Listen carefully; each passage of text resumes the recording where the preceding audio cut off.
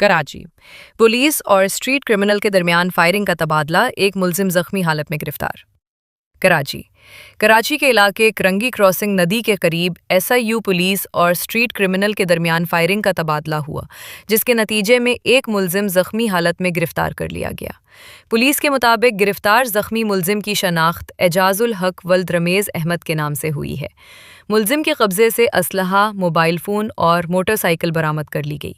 इब्तदाई तफ्तीश में इंकिशाफ हुआ है कि मुलजिम का साबका मुजरिमाना रिकॉर्ड मौजूद है और वो बैंक डकैती और नाजायज़ असलहा के मुकदमात में मुलव्विस रहा है। मुलजिम ने साल 2022 में नॉर्थ नाजिमाबाद के एक निजी बैंक से 20 लाख रुपए नकदी और सिक्योरिटी गार्ड का असलहा छीना था, जिसका मुकदमा शाहरा नूरजहां थाने में दर्ज है।